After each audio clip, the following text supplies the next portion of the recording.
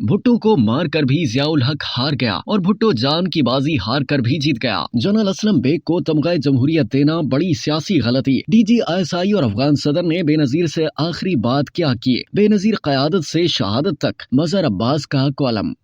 Senior सहाफ़ी मजहर अब्बास ने बेनजीर भुट्टो की शहादत के दिन की मुनासबत से लिखे अपने कॉलम बेनजीर क़यादत से शहादत तक में कहा कि अभी भुट्टो जेल में था। अक्टूबर 1977 के इलेक्शन उस खौफ से मुलतवी कर दिए गए थे कि वो तो इंतखाबात जीत रहा था, इंतखाबी निशान तलवार भी ले लिया गया, मगर फिर भी मकबूलियत में कमी न आई तो रास्ते से ही हटाने का फैसला कर लिया गया और फांसी भी दे दी गई। तो इसके चाहने वालों का ही नहीं, बहुत से दूसरों का वोट भी इसके नाम पर ही पड़ना शुरू हो गया। 1979 और 1983 के बल्दियाती इलेक्शन हुए तो लोगों ने अवाम दोस्त उम्मीदवारों को वोट दिए क्योंकि उन्हें पता था ये PPP वाले हैं। फर्क सिर्फ इतना था कि जब भुट्टो के दौर में 1977 के इलेक्शन हुए तो उस वक्त की ओपोजिशन ने धांधली का इल्जाम लगाया और बड़ी तहरीक चलाई। अभी सियासतदान मामला तय ही कर रहे थे और मुज़ाकरात कामयाब होने वाले थे कि जनरल जियाउल हक ने माशाल्लाह लगा दिया और 90 रोज में इलेक्शन का कहा। अब उसे क्या पता था कि जमीनी हकायक कुछ और ही थे। यूं भुट्टो को मार कर भी वो हार गया और भुट्टो जान की बाजी हार कर भी जीत गया। अभी फांसी नहीं हुई थी कि भुट्टो ने जेल से बाबाए सोशलिज्म शेख रशीद को पैगाम दिया कि सीनियर वाइस चेयरमैन की हैसियत से आप कायम मकाम चेयरमैन होंगे, मगर उन्होंने ये कहकर माजरत कर ली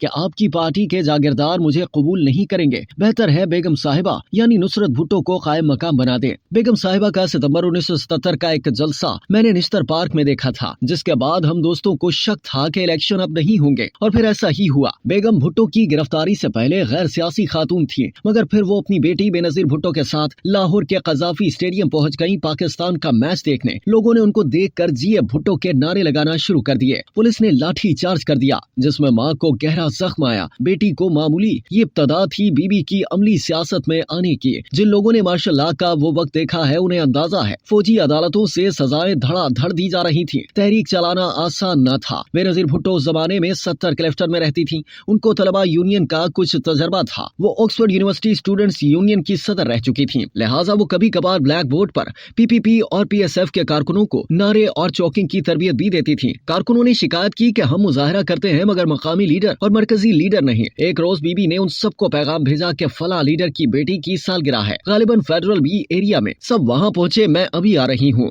सब पहुँच गए तो उन्होंने सबसे कहा आप लोग सालगिरह में आ सकते हैं क्योंकि मैं वहाँ हूँ। मुजाहिरों में क्यों नहीं जाते? क्या सिर्फ कारकुनान मार खाने के लिए हैं? तुम्हारा लीडर जेल में है और तुम घरों में। ये बीबी की सियासत के इब्तदाई दिन थे। वो अमली जिद्दोजहद पर यकीन रखती थी मगर मुसल्ला जिद्दोजहद के खिलाफ थी, जबकि बेगम साहिबा उसको रद्द अमल की सियासत कहती थी। बीबी को उसी वक्त अंदाजा हो गया था कि कौन सा पार्टी लीडर भुट्टो को बचाना चाहता है और कौन फांसी का मुंतजर है। बीबी के पास भुट्टो के बहुत से नोट्स जो वो लिखवाया करते थे मौजूद थे। वो मुलाकात को जाती तो कलम और पेपर साथ होते थे। फिर भुट्टो को फांसी हो गई। कारकुनों ने बचाने की खातिर खुदसोजी भी की। बीबी ने सखर जेल में सख्त वक्त गुजारा और घर में नजरबंदी भी झेली। फिर उन्हें फौजी अदालत ने कम्युनिस्ट रहनुमा जाम साकी और दीगर के केस में बयान देने को बुलाया। वहाँ जाकर उन्होंने बगावत केस में उन रहनुमाओं का दिफा किया। इसके बाद बेगम भुट्टो और बेनजीर को मुल्क से बाहर भेजने का फैसला हुआ, मगर इससे पहले उन्होंने अपने सियासी मुखालफिन के साथ तहरीक बहाली जमहूरियत MRD की बुनियाद रखती थी, जो मुल्क की तारीख का सबसे नजरियाती इत्तेहाद साबित हुआ। ये आसान न था, खास तौर पर बेगम साहिबा के लिए साबिका PNA या पाकिस्तान कौमी इत्तेहाद के लोगों को 70 क्लिफ्टन बुलाना यही असल सियासी लचक होती है। जिस तरह 2006 में नवाज शरीफ से तमाम तर मुखालफत के बावजूद मीसाक जमहूरियत किया, बाकी लचक नहीं, सियासी गलतियां थी। मसलन 1988 में मशरूत हुकूमत लेना, जनरल असलम बेग को तमगा जमहूरियत देना और आखिरी सियासी गलती जनरल परवेज मुशर्रफ से NRO, जिसका सियासी तौर पर बीबी को नुकसान हुआ। वो 10 अप्रैल 1986 को जरावतनी खत्म करके वापस लाहौर पहुंची तो लाखों लोग एयरपोर्ट से मीनार पाकिस्तान तक मौजूद थे। वो बिलाशुबा बेनजीर इस्तकबाल था जिसने एक बार फिर एस्टेब्लिशमेंट को परेशान कर दिया और ये इब्तदा थी माइनस बेनजीर फार्मूले की, जो 27 दिसंबर 2007 को अमली शक्ल में सामने आई। मगर इससे पहले क्या क्या हुआ या यूं कहें कि क्या नहीं हुआ। जनरल जिया ने कई बार पार्टी तोड़ी, कभी मुमताज भुट्टो हफीज पीरजादा इस्तेमाल हुए तो कभी गुलाम मुस्तफा जतोई। ये सब हुआ मगर बीबी ने वापस आकर मुकाबला किया। बेनजीर मशरूत इक्तदार नहीं लेना चाहती थी, मगर बेशतर मरकजी रहनुमाओं ने उनसे कहा कि अगर अब हमने हुकूमत ना बनाई तो कारकुनों को मजीद कई साल जेल में रहना पड़ेगा। तो बीबी ने मुस्कुरा कर उनसे कहा मैं हूं ना जेल जाने के लिए। वो एक सियासी गलती थी जिसे उन्होंने मेरे साथ गुफ्तगू में माना भी। दूसरी गलती MRD के साथ बाद हुकूमत बनाना और रियासती दबाव में गुलाम इसाक खान को नवाबजादा नसरुल्लाह के मुकाबले में सदारती इलेक्शन में वोट देना। फिर जब वो 6 अगस्त 1990 को बरतरफ हुई तो उन्होंने कराची में प्रेस कॉन्फ्रेंस में नाम लेकर मिलिट्री इंटेलिजेंस पर इल्जाम लगाया। अपनी हुकूमत की बरतरफी का आने वाले वक्तों में असगर खान केस में खास हद तक ये साबित भी हुआ। वो बहुत बहादुर खातून और लीडर थी। लाठियां पड़ी और गोली भी लगी मगर वो अवाम के दरमियान मौजूद रही। लियारी हो या लियाकत बाग, आंसू गैस हो या बम धमाके, कारकुन लीडर को साथ देखते थे। 27 दिसंबर की सुबह और 26 दिसंबर की शाम उनको DGISI से लेकर अफगान सदर तक ने कहा आपकी जान को शदीद खतरा है, लियाकत बाग न जाएं। मगर उन्होंने जवाब दिया अब नहीं गई तो कभी नहीं जा सकूंगी। सो वो गईं और फिर दुनिया से ही चली गईं।